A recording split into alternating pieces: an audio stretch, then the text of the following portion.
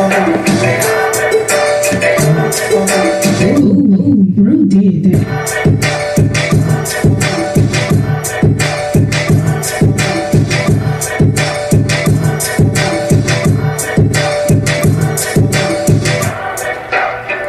This Talk to Me podcast, episode 84. I'm your host, Chris. It's your boy, your co-host, Ty. And we got the Houston educators on. Of course, these guys help our kids grow into better succeed. children. So I'm gonna let them introduce themselves. My name is Maxwell Ekwamwa Boateng. Okay. I can have you loaded on that. I see that. I see that. I see My name that. is Nato James. Melvin James. Nato James. So of course, y'all both principals or teachers. We're both administrators. I'm an assistant principal. And I work at the district level. Prior assistant assistant principal. principal, We worked at the same school last year as assistant principals, and this year we've moved to different locations. So, is there a difference in the admin side and teaching side?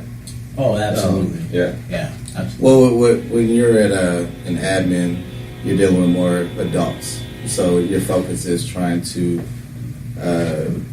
grow adults, build their capacity to ensure that in the classroom, right, the teachers are doing the things they need to do to make sure the students are being successful. So if you're dealing with more adults as opposed to children, is it safe to say that there's politics in the admin side? Or do you think that everything's just all fair, everything's all good as far as the admin side? The one thing is you got to know the politics. You just don't have to always be involved in playing the politics, right? Understood. Yeah, so because the whole idea is that you can be the person that protects your kids and navigate through all of the politics. So the politics is going to be there, especially in admin. You got to make everyone happy, and that's very difficult, right? So you got to know the politics and know how to navigate around it to make sure that your kids are safe and their best interest is protected the whole time. Understood. Let me ask this question. Let's just go ahead and just do a history lesson on you guys individually. What made you want to be in the educational system? I think for me, it was initially my background. I grew up as far as playing sports, right? And so my thing was I wanted to give back as far as in that aspect. But you have to teach, right? So I had to be a teacher, and I think that I love teaching. I love teaching. I love education. But as far as when I went into education, I knew as far as my mindset was more of an administrator, and so I graduated with my master's. After my first year, I had my principal certification. After my first year of teaching, I didn't even know about teaching at the time. But the thing is, I knew where I wanted to go, and so I think that initially, like I said, it was sports that brought me there. Then I realized that it's kids out there that need me. They need somebody like me. They need to experience and relate to somebody like me. I felt like I was in a situation to where I was wanted, I was valued, and so that's what made me go into the field of education. Yeah, and for me, I think I automatically assumed the role of a learner. So my dad's an educator; he's a higher education professor. So growing up, learning was very important to me because you could learn to do anything. Right, and as I experienced learning in various contexts, and grew up in Africa, moved to New York when I was really young, and then went to public school, and then college I went to private school. But watching the learning experience through that whole process, when I graduated college, I was like, I want other kids who grew up in the same circumstances that I had to be able to experience that. And that meant that I need to become a teacher who could empower my kids to understand what it means to be a learner. Right. So for me, it wasn't just sitting in the classroom, but what are you learning out there that makes you a better learner? What's the process look like? How do you go through and develop a way to build habits so you can continuously learn? Yes. Even with this conversation that we're having right now, we're learning from each other. Right? We're educating the world out there, and I hope y'all are learning too. Right. It's one of those things that was very important to me, and wanted to make sure that everyone got the opportunity to attain the best experience in learning. Understood. So you was born in Africa? I was, yeah. What part? In Ghana. West Africa. Anyone out there looking to visit Africa for the first time, the promotion straight up shout out. All the family in Ghana. That's the place to go. Straight. Place to Beautiful place. So if you grew up in Ghana, being from Africa, having that very strong, close African descent, coming to meet Nato, coming to the city, meet Nato, who doesn't have that strong African descent as close to you. I mean, we all come from the motherhood, but as far as the closeness, was there a culture shock coming to Houston? And then how did you handle it, and who helped you handle it? Absolutely, and I got to give a shout out to Nato as a first year teacher, and then I'll even backtrack a little bit, but like it was very helpful getting to see another black man leading the work and taking so much ownership, right? And to be able to take me under his wing and say, yo, this is how you do it. And then also carry me along in the sense of like, and you've also got to have a social life. Right. You don't, it's not just about just work. You got to have a balanced life, right? So having someone who could help me adjust to the Houston system, because, if I backtrack, like in Africa is one type of way, right? And then I come to America and I have to assimilate to American culture, right? So I'm thinking, I'm coming to Houston, I'm from New York, I'm cool, like I learned to assimilate to American culture. I get down here and we go, It's the South. we go somewhere and totally he's like, different. nah, bro, you can't wear that. Yeah. No, I used to literally I used to literally like make like when he came down and he was about that time. I think that was my second or third year in Houston. So I was only like a second year teacher. Right. But when I met Max, or we called him Mr. A because nobody could pronounce. His last name is way too long, so we don't even try it. But when I saw something in him. I was like, this dude, he has it. But the thing is, I knew that it was a different culture for him. It was a different city for him, and it was just like, you know what? As a young black educator, male, I felt like I had to. I was like, I gotta get this dude. I gotta take him under my wing. Right. And at the time, I didn't know anything really. But the thing is, I knew he had it, and so at that time, we both learned from each other. And so that's what we do. It's like we focused on. And we still keep that. Like that culture has always been like we always are pushing each other. Accountability. Accountability, big time. And that holistic mindset, right? Right. In the classroom, out of the classroom, he'll tell you, I put him through some workouts that almost ended his life. Yeah, but it's cool because I gotta dress him sometimes. So it's all good, man. It's like you can't hang out with me. You so find it funny. You find it fun. And the educational system gets that balance. Yeah. So being a black man, being a black male, being a male, then a black man in the culture, how important is the male presence in, some would say, a female-dominated sector? Because education, no matter what grade, you see predominantly women. You know what I mean? From as if I'm to the first entry teacher to the top to the board director, you see women everywhere. So how important is the male presence in the school system, and then the black male presence? If you could try to answer that a little bit. Well, initially, of course, I think the type of people we are. It doesn't male, female. It doesn't really matter as far as in that aspect. Right. I mean, we're good in the relationship. Thing is, at the end of the day, it's all about ensuring that our students are successful. Right. And so, but yeah, definitely research would show that we're in a field that's dominated by females. Right. And so I think the research is maybe like about 2% of African American males that are actually in education in the U.S. Right. And so the thing is, like I said, we all have one common goal, right? And that's to ensure that our students that we serve are successful. So we don't really run into a situation to where it's a quarrel or we bump heads. The thing is, once you establish that and you have like a good leader as far as the principal that you're working with, your main goal is to ensure that these students are successful. So it's whether you can follow that or you don't follow that. You know, listening to you guys talk right now, I promise you, if growing up, if I would have had that type of mentality from our male teachers, because growing up, our male teachers didn't really, well, where I grew up, the male teachers didn't have that big of influence. The only male, quote unquote, teachers were the coaches who had to teach in order to coach football or coach basketball or whatever sport. But listening to you guys, it sounds like you guys really got a good grasp on what's going on in our educational system. So, do you guys have any children that you're passing this stuff to? No.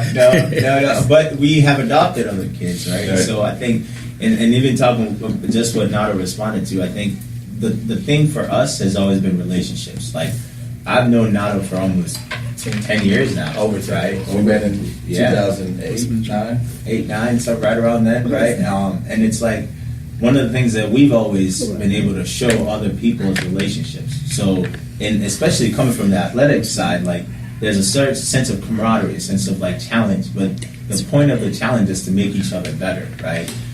So even when we look at how we compete with other women in that sector, right, it's a matter of like competing to make each other better, right? And when we're both better, like, it makes our kids better, right? And so it's like, if I see something that I'm like, yo, he can improve on, we talk about it. If he says something I can improve on, we talk about it. But in between that, we have other kids that are watching us, right? So they watch what it means to have your boy who has your back, right?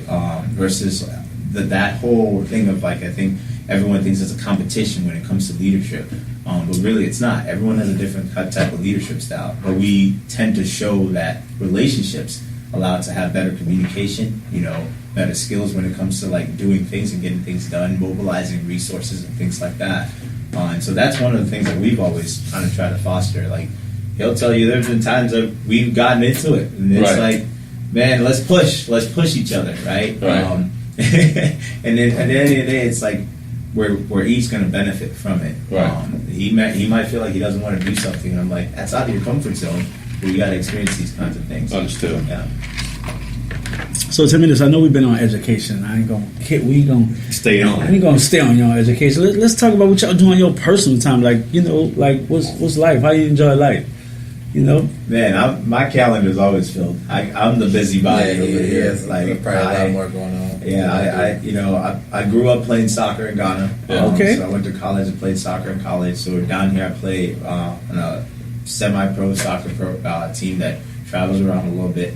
I also played lacrosse, which most people are like, what? You're African and black and you play lacrosse? Oh, man, that's in the day and age. I went to a liberal arts school, so, that was also a good experience. Yeah. Getting to, do certain different things. And if you're from Syracuse and you're a male, and people already know what I'm talking about, like, lacrosse was the sport. Baseball was kind of like the outside of sport.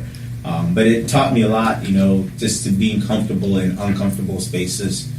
Learn to kind of know who I am and what I want to do with my life, and not just stick into like certain stereotypes that have been already set in place in America. So I do a lot of that. I do a lot of coaching in lacrosse and soccer.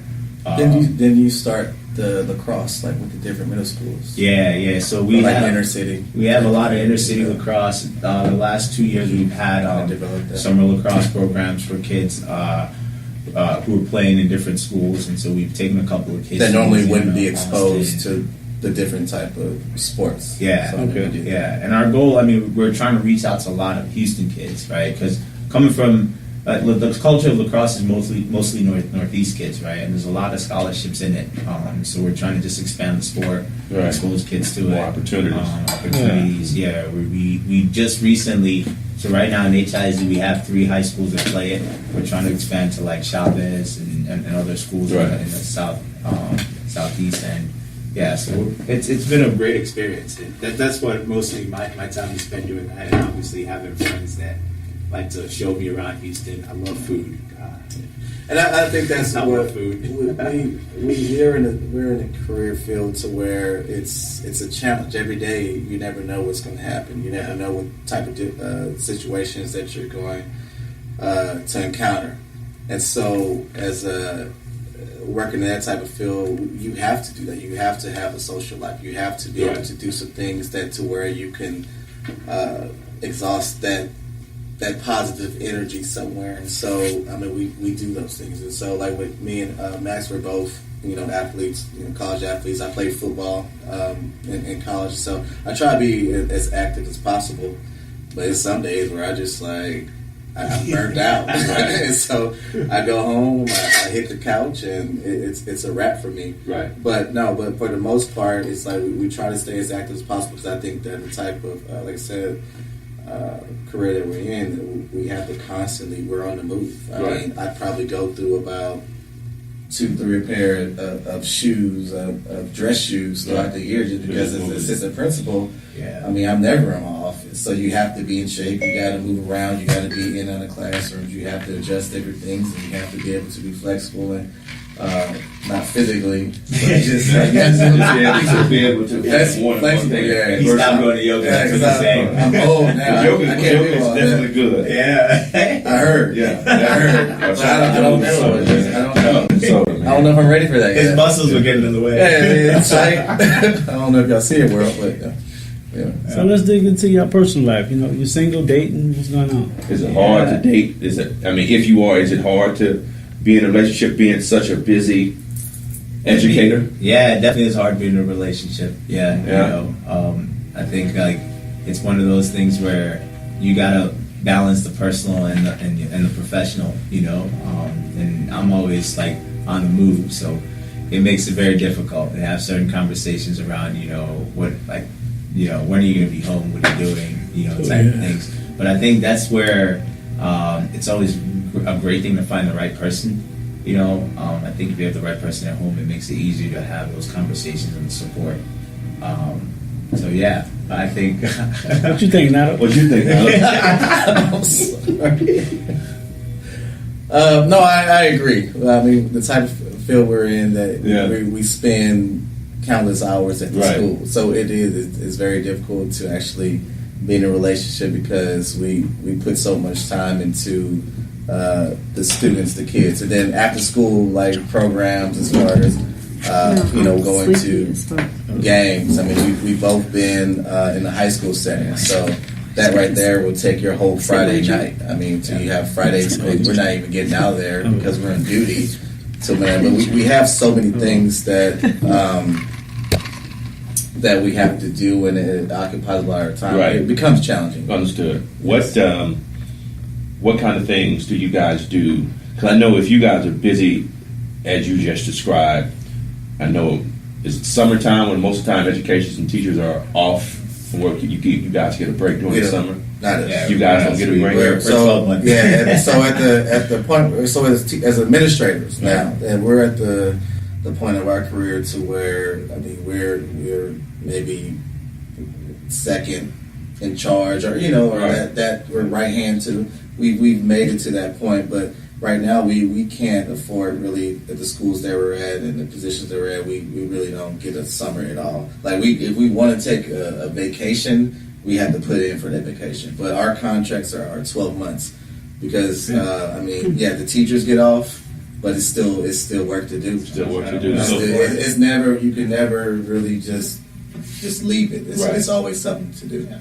And then the thing too is you have kids that you build relationships with, right? So even when you do take off, they're still going to contact you because they're used to doing that, right? And then it's families, right? That depend on you, and so we might take vacation, but we're still on, right? We're still in contact, having conversations. At the drop of a dime, if you're principal or you are the principal and you have to be at that school, you get up and you go to the school. Yeah.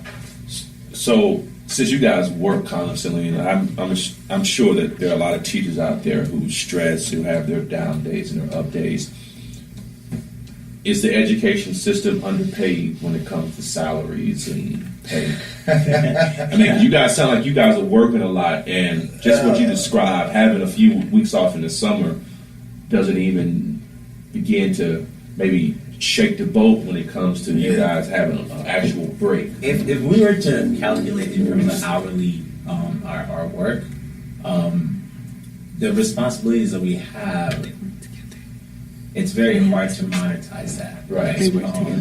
And also at the same time, I think when unlike like regular business where you put in an investment and you can see the return on your investment, we're talking about human beings, right? So we're developing these qualitative areas of human beings that can't be quantified. Right. And often, we try to use test scores to determine that, but that's not the only thing that makes a great person. I know a bunch of people who failed out of high school and are still successful, right? And so it's hard for us to be able to quantify the amount of time that they put into the work. And the thing is that the money would never define as far as the things that we deal with every day. Right. I mean, we deal with from the social, the emotional, the just all type of aspects of these kids. I mean, sometimes we're more parents to the kids than the parents are, and so they feel more comfortable just staying at school. Like literally, sometimes we gotta look, I gotta go home. Yeah. But the thing is, they deal with so much, and it's like, so we're dealing with all these. You can never pay us enough. So the money is not necessarily the motivation. It can't it's be. Nobody will work. Growth of that. Wouldn't have. Of the child. And there are those moments where like you're at the school, you're doing stuff with students, and you just realize the joy, right? So I think sometimes we get to see that instant gratification in regards to like the joy, right? You watch this one kid who has not had a secure adult in their life ever open up to you about something that's just heavy, and you're like, I didn't go to counseling school. Like, I don't know how to deal with this. I don't even know how to respond to this child at this point, right? But I'm going to take a stab at it and try to help this child because he needs a secure adult in his life right now. And to us, like, those are the moments where we see, like, the star football, champion who all of a sudden is like, yo, I'm failing. I need your help. Mm-hmm. Right? And you're like, I got you. Like, I know how to do this stuff. And then they like come back the next time, like, I got an A on that test. And you're like, whoa, that's what's up, Or you watch a kid whose trajectory, like from 9th grade to college, senior, and this is probably one of my favorite things is graduation. Sitting across on the stage watching the kids come around, right? And you see that kid that was always cutting out. Like you chasing this dude down the street to bring him back to school, and he's still cussing your butt out. Yeah, and that's the thing. And we've been fortunate enough to work at one of the most like historical schools in Houston. Mm-hmm. And we're not going to say the name, but we've been fortunate enough. Or can we say the name? Why don't you want to say the name? Why don't you want to say the name? North side, we were not supposed to. We can say from the north side. You say historical, but you don't want to say the name. Is there a reason? You name some schools, we'll nod our heads if we know something. I'm not from Houston, so I can't name the historical. West Texas. We worked at a school in Hearn Clark, Texas. Hearn Clark, Texas. Okay. Hearn Clark, Texas. So, but the thing is, so we've seen a lot.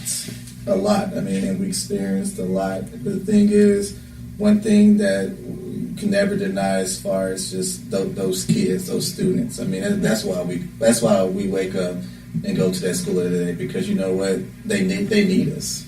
They need people like us. They need to have somebody that can relate to them, that can understand what they're going through. We may not understand everything, but the thing is, we are able to empathize with them. So do you think the education system today is different from the past, about when you were growing up, probably your parents were growing up? Is there a difference? Well, yeah. I mean, besides the obvious time. Education is different, but I wouldn't say as far as, education is different, but because you have to adjust with the new type of student. So are parents more involved now compared to back then? Well, I'll tell you this. Parents, my parent never had to come to the school. Right. Amen. That's the expectation. Yeah. Because if she came, it was going to be real bad. I knew from the jump that it was going to be an issue. Like I could probably count on one hand from kindergarten to senior year how many times, especially being an athlete, because you're held on a different pedestal there. And the eye is on you at that time. But no, the thing is, I mean, I respect. I was raised by my grandparents, so they raised me when they didn't have to. And so the thing is, for to give back to what they were doing for me, it was like, well, I'm going to give back to them as far as I'm going to try to do the best I can. Then I'm a kid, Right. and I'm going to make mistakes, but I'm going to try my best to make sure they don't have to worry about me. Right. So when it came to school, grades, I made A's and B's. The thing is, I made A's and B's. It was easy. Right. It wasn't hard. I played sports. I was just good at sports. It earned me like a scholarship. But the thing is, I did not have to. They ensured when I did those things. They ensured that they were going to do their part to hear all that. They ensured that they were going to do their part to make sure I had the things that I needed to be successful. So it wasn't a lot of those things that we deal with now. We deal with so much now. You just have to be there. What position did you play since you keep referencing sports? What? I mean, you referencing sports. He keeps saying he used to be kind of fast. I'm So like, he used to be kind of fast. As in I know what that not means. used to, as in not anymore, right? I'm still kind of fast. What position? I played cornerback. Left or right? I played wherever the best receiver was. They were Okay. Tell them about some of the receivers you guarded though. No, I can't. Oh, no? I can't think of it. There's not some burning. Those athletes out there. No, but going back to that question, right now you're dealing with a new student. You're dealing with a new parent. Mm-hmm. Like right now, I mean, I've been in schools as an assistant principal to where I have their child is a parent that I grew up with, and I'm 35, so they're teenagers. So now that I grew up with you, now I have your child at my school. So that can cause some issues. So now it's just a different. You have younger parents, right? And you have a different type of child to where now they're exposed. They see things. They know more things. At the click of a button, they can see whatever they want to see. So it's like it's no longer to where you can't just tell me that this is what you want me to do because I've seen something else Right. on the internet. And so you're having to deal with that, and that's kind of big. Social media, cell phones, it's changed education. Period. So how do you? So if you guys are involved that much, how do you guys handle discipline? I mean, would you guys consider yourself disciplinaries or disciplinarians, or you just kind of let things slide at the parents' hands? If you got a child or these young adults pretty much the entire day, how do you help discipline the children? I mean, so one of the first things that we talked about earlier was relationships, right? So, I mean, you have parents that come in and say, like, this is how I want my child to be disciplined, right? And often we have to look at it as in what is the best and the most appropriate way to discipline a child, right? But also take into consideration like where they're coming from in terms of like what's the background. So if you are able to build those relationships early with parents, you get to see which parents understand how to appropriately, in this context, in this day and age, like use certain things to be able to hold their students accountable. Because discipline is all about accountability, right? Like when we define respect today for a child looks different from what it was to us. Because we were just told to keep your mouth shut and do your work, be quiet, and be quiet, right? And we did it, right. But at the same time, some parents today are raising their children to say to question those things, right? And then even the culture, the society that we're in, it's always about the why, right? And in a way, it's a way to foster critical thinking. Right, so where we look at it from is in how do we continue to foster critical thinking, but remain words, but remain like focused on the fact that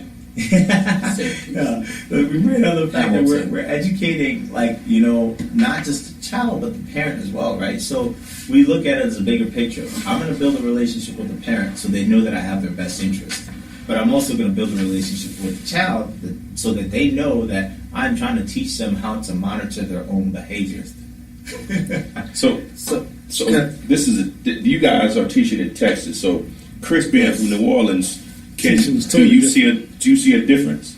Totally different. Because even me going to school a little bit in Texas, because I did a few years in Texas. A lot of my school year being a military child, grew up in a lot of different places. I think you did a lot of years in Fleeing. So listening to you guys talk about the education in Texas, do you see a difference? Because I see a huge difference. No, it's totally because I didn't see no men. I saw women.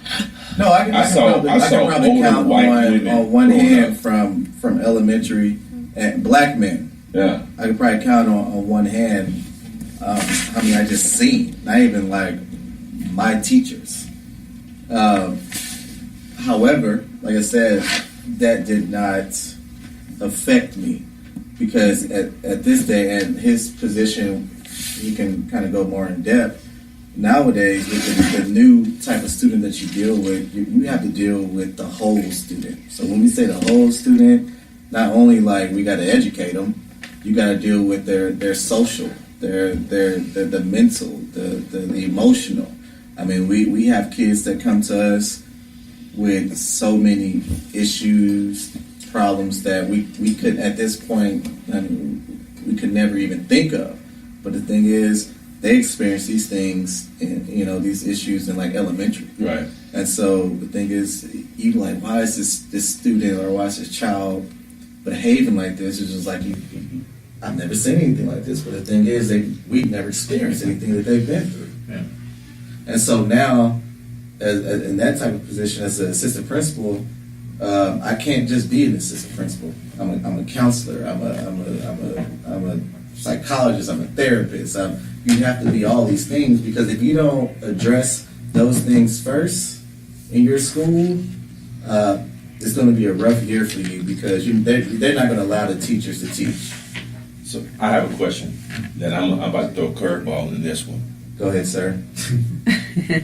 Being in the admin level, you guys taught admin level. You said district level as well, right?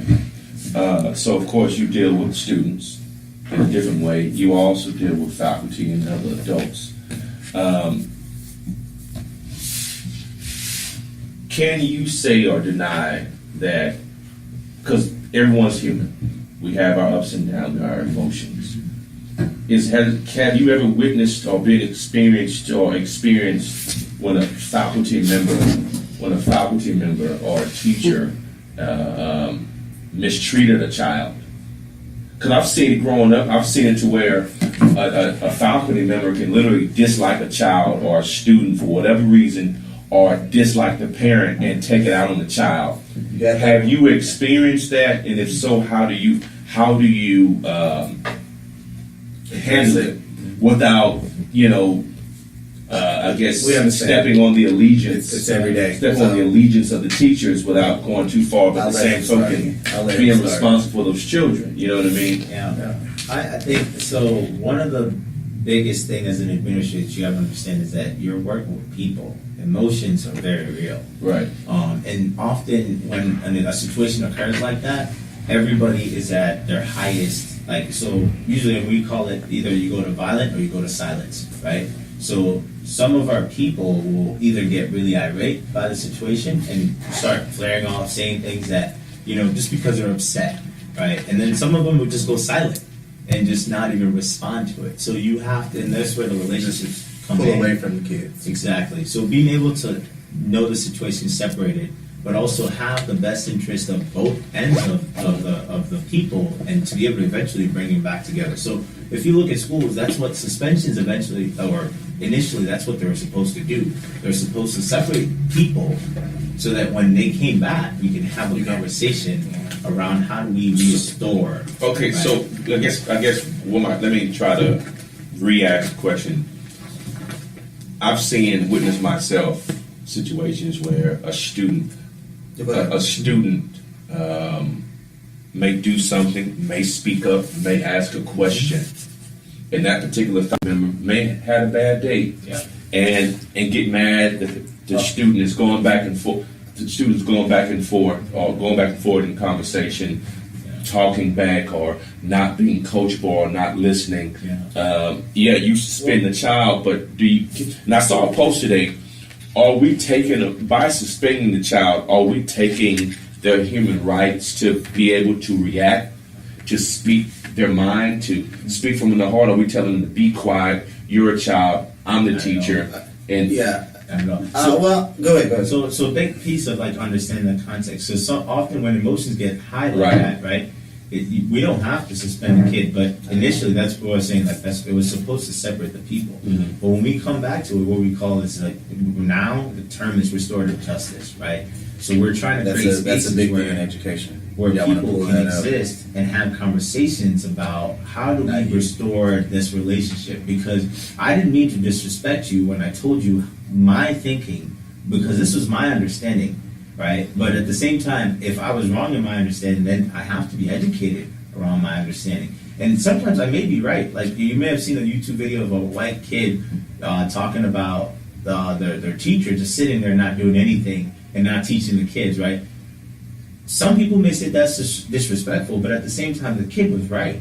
So in that scenario, how do we get to validate that kid's point, but also get to teach them how to be able to voice their opinion so it doesn't come off as an antagonistic, right? And you're able to foster a relationship where I can tell you, like, hey, yo, this radio show what needs this to make it better, right? And so you talk about like feedback, because at the end of the day, if you're married, and this is what we were talking about relationships earlier, you can't just be like, oh, just because you didn't wash the dishes, I'm leaving, I'm done, right? You got to be able to talk through it and build a better, stronger relationship. And that's one of the main things that when we deal with our students, we try to teach them that as far as how to communicate. Because that right there is what is pretty much the factor that determines whether they're going to get in trouble or we're going to be able to talk some things out, because our students do not know how to communicate. And so as an administrator, it's our duty to give both sides due process. Mhm. So I don't ever just initially just take a teacher side or a student side. I'm going to talk to both sides to figure out, what's going on. If it's something to where the student, he's going through 1, 2, 3 ABC, and maybe the teacher just at that time didn't take the time to talk to that student and try to figure out what's really going on, and they're just sending them to the office, Right. and it's like, okay, it's a good chance that they're not going to get a consequence. But I'm very black and white with it though. So with me, it's more at times it's like, hey, you do A, B, C, D, then you get 1, 2, 3, because I don't like to play like favorites, because what happens is, okay, well, you let my child or you let this person, because they talk community talks, which is fine. But you let this child get away with this, but you didn't let my child. Right. But my thing is, I'm going to give both parts, especially the student, because like I said, they deal with so much. Right. Is that we don't know if they ate the night before, Right. if their mom came home. We don't know any of that unless they give us that information. So when we're hiring teachers, these are the people that we look for. Yeah, I can read a resume, and you can have all the accolades, you can have all the degrees that you want, but I want to know if you care about kids. Right. Yeah. Like, is it something intrinsic in you to where you're like, you know what? I truly care about kids. I truly want to see these kids be successful, because I've only been at certain schools. Right. And that's actually how we hire too, right? That's how you hire. We test for that pulse. Is You it ask certain questions. this is what you're going to face? Like you're gonna get a kid that's gonna You walk have to in be the first day, transparent. they're gonna They test might cuss you out. They cuss you out on the first day, Just right? to see Just to see what are you gonna do? how you're Because going to react to me. if you react in a way that puts me in danger, then that means you don't have my best interest. Because I just made a mistake. Did you help me fix it? Because I made that mistake because I didn't know how to react to a certain scenario, right? And I owe this the different transitions in my life, right? I went from Africa in a place where my school didn't have windows to America where my school had windows. They brought the chairs. In Africa, I had to carry my own shoes, my own desk to school, and sometimes even share it with my friends, right? So in a way, it's like coming from there, and then coming here, and then there we had corporal punishment still. Here we didn't have corporal punishment, right? So in a way, it's like, well, so how do you still hold people accountable when you cannot do things the same way that you used to be able to do it? And that's where we start running into like a lot of the disciplinary issues that we have in schools, because most people are like, well, when I was growing up, this is how it was like. But when you were growing up, that's not what it was like. It's like the same conversation you can see in music right now, right? J. Cole took 10 years to become famous. Lil Pump took 2 months to become famous, right? But at the same time, it's like, well, they're both famous at this point. And so how do we continue to transition and evolve and grow with the systems and how children are seeing, realistically what it's like? Because you'll see it. A kid goes into a principal's office, and the principal's like, can't do anything. Well, then they send him back to class. The kid's like, yay, now I'm going to raise my house. So yeah. This Talk Me podcast, this is episode 84. We actually 40 minutes in already. Wow. We went 40 minutes in. Hey, look, we was all engaged and focused on that one. We're 40 minutes in. I want to give a shout out to the Media Block for holding us down. We're actually going to be transitioning to GMT Radio starting next week.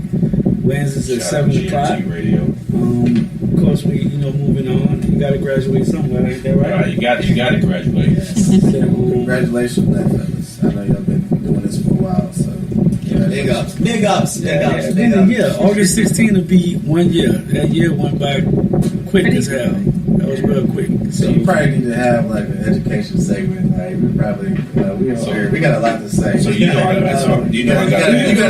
shut us up. We have lesson plans for 10 years. We usually it's usually 2 hours. Actually, we could have went that whole 3 hours. That's why we usually start at like 8:30. That's why I'm like this hour like real quick, and that was only because we had to go to the the radio spot. No, I we understand. usually start like 8:30, so that's good. But of course, I got some weird questions. Yeah, come on with it. And it happens. It wouldn't be weird. Yeah, I gotta ask the question because nowadays it's fine ass motherfucking 16, 17 years old in school, and you gonna say teachers that on the education show? I'm saying it on it. I'm not a Late teacher. night, the kids are asleep. I'm not a teacher, but I'm about to get real with it. I'm not a teacher because a lot of people I talk to that want to teach like, nah, I'm not fucking with no high school. And I'm like, why? He was like, man, 'cause I've been to fuck the shit out one of these little 8 to 17-year-olds keep playing with me. And my partner really told me, he's like, I'm not fucking with this. Does he have sisters? So No, he don't have sisters. That's why. But still, they got people that went to jail for having sex with females and teachers. So here's how we look at it, right? Like when I walk in the building, these are my babies. Like these are my kids. Right. When you How old are you? I'm 31. You 31? Okay. Right. Well, I look 18. That's what I'm saying. And So I know where you're going with that question. This happens all the time to me. I wore a polo to school one day. 28, 27. I wore a polo to school one day. I'm talking about like this new girl was like, "Who's a new kid? Do you need some help? I got you." And then the kids go, "Yo, man, that's Mr. A. Like, watch out."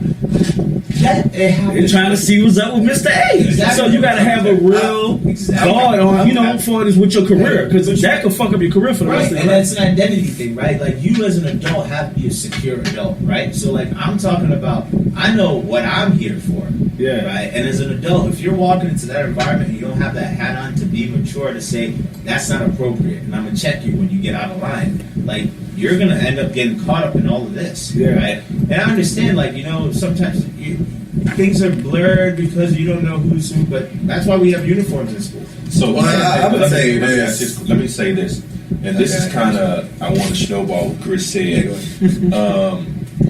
And let me make sure I put this out here. No one up here is into you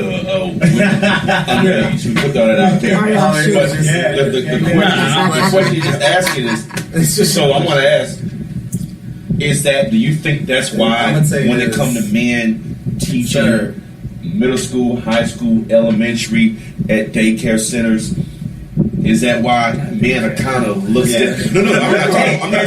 But is that do y'all realize that this has been going on for a long time? I graduated high school in 2007. I got homegirls right now. This has been happening for a long time. Some people in my grade dated teachers. And we never told on anybody. Some people stayed at Mr. Z's house and Mr. H houses, and Mr. Z paid our way out, and Mr. Z paid our credit card bills. We got in school. We never told promoting each other. It's a different environment. Somebody has told someone Mr. to Z go. is a pedophile. Yeah. Hey, at 18, hey, No, first of all, I know, but it wasn't like this. Honestly, I'm putting it's all about. I've been in education for 11 years now. Oh my gosh! I've been in education for 11 years. I mean, it was almost straight out of college.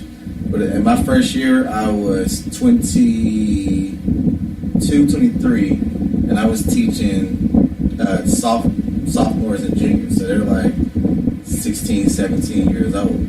But the thing is, I never had an issue with that. Right. It's all about, as far as the expectations that you set for the kids. Like, they see Mr. James, I'm really young back then, but it's like, okay, well, I'm not going to fool Mr. James like that, because I was very professional. I carried myself in a professional way. It's a way that you can build relationship with kids by not being friendly with them. Because most kids, honestly, they want structure.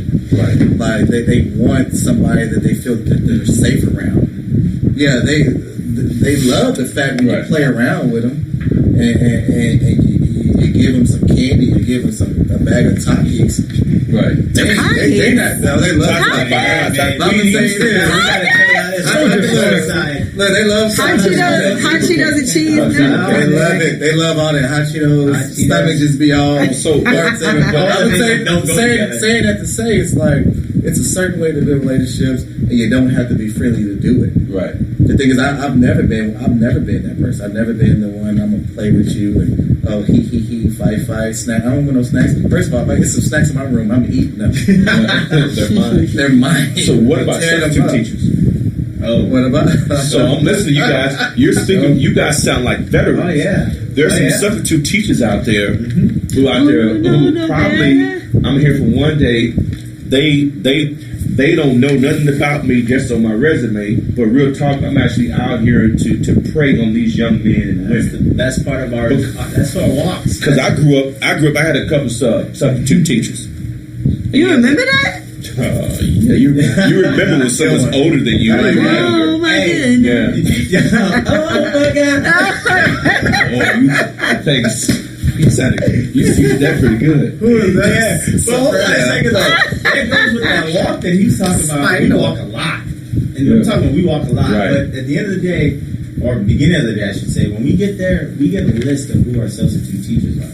So we know which rooms is like things are not gonna be like smooth, just as Miss Johnson was here, right? Right. So in those rooms especially, we are in and out. Just we circle the block and come right back in there. So let me flip. You never know, right? Let me flip this conversation. I don't want to speak on conversion and like that. Being in education and being with the times, do you guys have to spend time on social media to know what's cool, know what's not, know how to communicate? So with the times with the times right now, social media is huge in education, really in every field. I think any field, business field, social media is just huge. Period in the world. Right. So now though, it's a huge thing. I'll be honest with you. I'm not very big on it. I like to speak. I like my actions to speak more than a picture that I uploaded. And so I'm not really big on it. Like I can't even. Like it took me forever to figure out how to go live on Instagram. Because I've never done it. That's what we're here, right? It took you what? He's like borderline millennial. He's borderline millennial. I'm on the cusp. Borderline millennial. Oh boy. Of millennial. Yeah. The millennial. I'm not really. This right here. This is. Do you know how to use it? That's why we're here. We're like yin and yang. I appreciate it, sir. Listen, for the last 8 minutes, we're gonna take phone calls.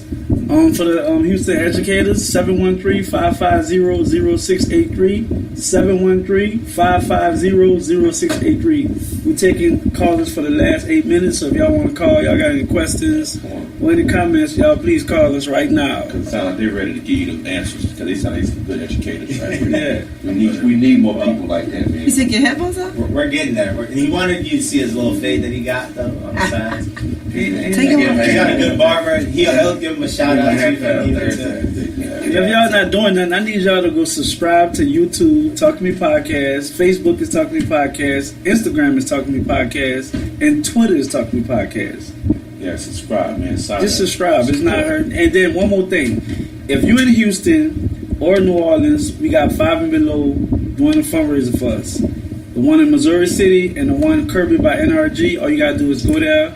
I posted the flyer on Instagram. Show them the flyer. They give us 10% of your sale, and that'll help us to get us some school bags and pens and pencils for kids going to school. Same thing in New Orleans. The 5 and Below on Clearview.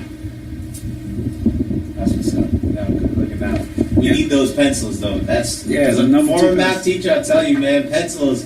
They don't even have to be number 2. Just get us pencils. With good erasers. Good erasers. That's it. Kids make a lot of mistakes, especially in math. That's math. what they're supposed to do. That's why we are teachers, right? We're supposed to teach. No one's calling too. You got families and fathers and mothers who are incarcerated.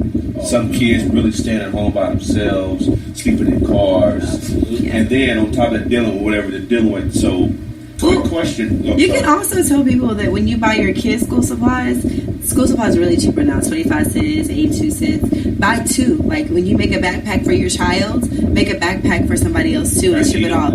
I mean, I bought my niece and nephew school supplies, and when I bought 2, I bought 4. And I said, hey, Mom, give this to whoever. I'm in Houston. I could have gave it to somebody here, but I'm from a small town, so I figured if I make 4 backpacks, you can give it, hey, take this to your school. Somebody might come in and they may be short. They might just have a backpack and they might feel left out. Yeah, no, I said, because I volunteered a couple times at this kind of shelter give back area, give back building, give back type, and finding out, and you guys are familiar with Pearland, Texas. Yeah. At this time, it may have changed, but she told me there were almost 200 homeless children that no one knows about out there. This is Pearland. Huh? You know what I mean? So that's a good thing, man. So parents, teachers, faculty, if you guys are out there, and if you're buying something for your child, if you can spare, buy some for somebody else who may be in need. You may not be able to see who it is, but doing a good deed and give it back, I'm pretty sure it definitely will be needed, because I know now, even having children, it gets expensive. It gets very expensive, because I've seen these new lists that these teachers are requesting. It's like stuff every they never year requested it seems before. like Clorox wipes. Yeah, what are you guys doing? Headphones. Expo Certain markers. My kid don't use no Expo markers. Education's changing, right? So you walk in the classroom like whiteboards all around. Ain't no chalkboards, huh? Ain't no chalkboards.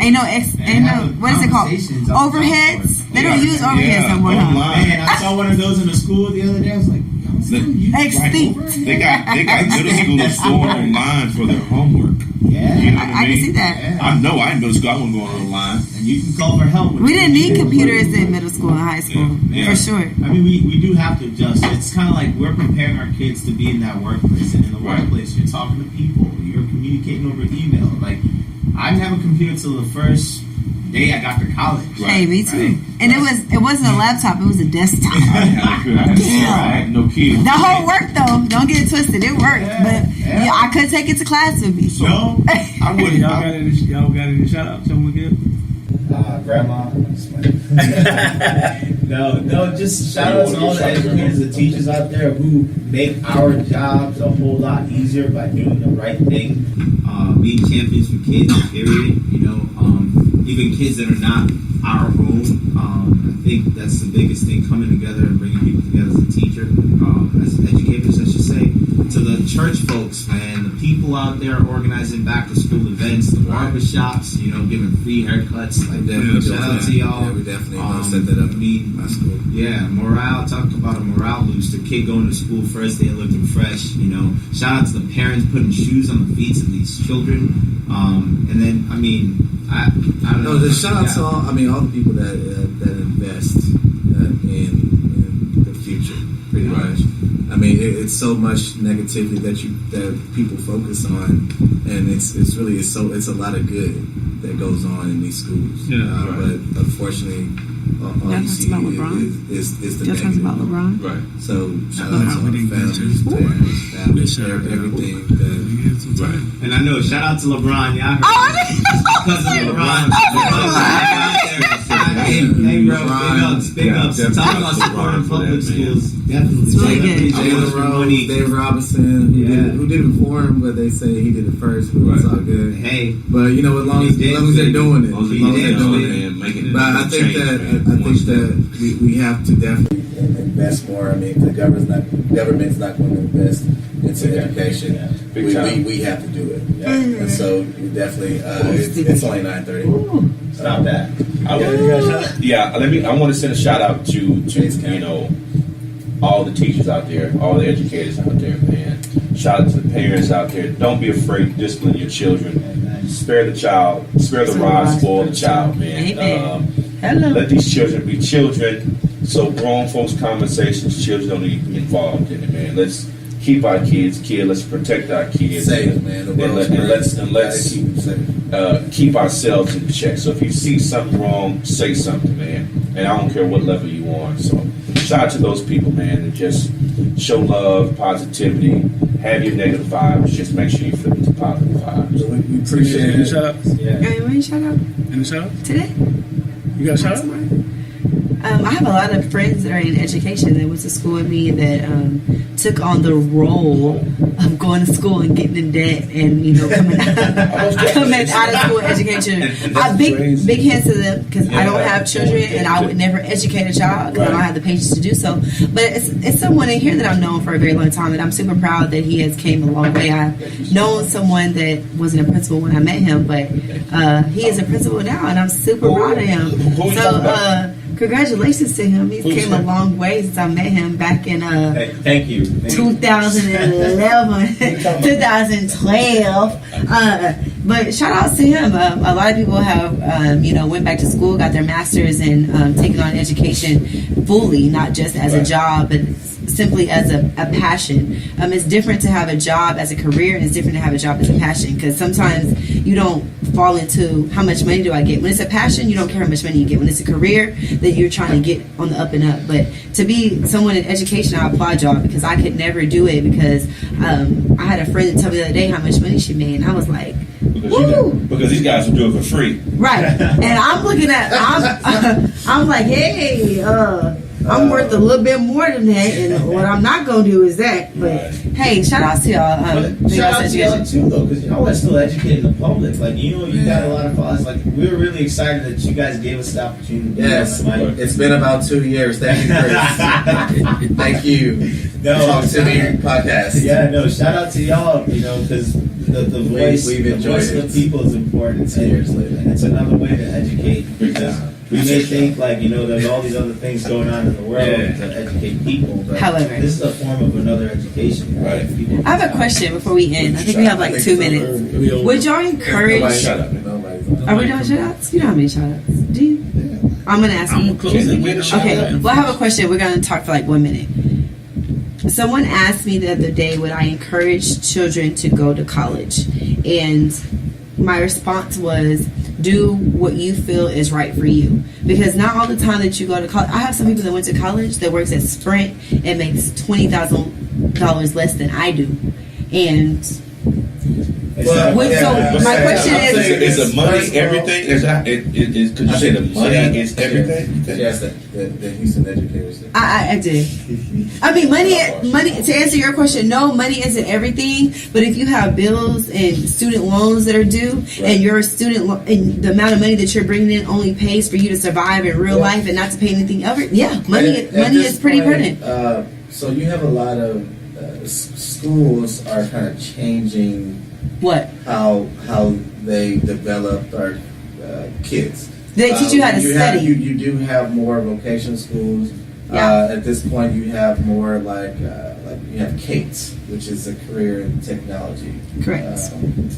Education. And so now, they're putting students more in pathways to where it's going to set them up for success. College is not for everybody. I'd say this. In my family, I was one of the few to go to college. One of the elites. And so, okay, take it. No, so for me, I think it's just whatever whatever is best, you always have to think about the fact that we're trying to promote critical thinking. So if a kid has the potential to go to college and we can find ways to make it happen, absolutely. Right? Now in school, they teach you how to study. In high school, I was successful, but I didn't have to study because no one taught me. So when I got to college, I didn't know how to study. So I was struggling on how to comprehend what I was learning. So do y'all teach people how to study now? I mean, we always have. Versus then memorize. Studying and memorizing is two different things. So yeah, it's a why you're studying that pushes you. And I mentioned earlier, you want to be a lifelong learner. Mm-hmm. Learning is a process that you discover on your own, but at the same time, with the proper aid and support, you're able to develop an efficient way of doing it. And it's programs now. I mean, yeah. So obviously, like somebody somewhere noticed that the transition into college, that this new generation has been struggling with that. And so now it's a program called Avid. It's other programs. That's the only one that I can think of. But it's other programs to develop college readiness. And so a lot of high schools are going to that. So like your focus is preparing students to go to college. And so that's what the focus is at this point. But like I said, college is not for everybody. So you have different avenues that you can go into. All right, well, y'all, this Talk to Me podcast. I appreciate y'all tuning in. God bless y'all. Good night. Thank you. Yeah. Weezy out here. Your dad should do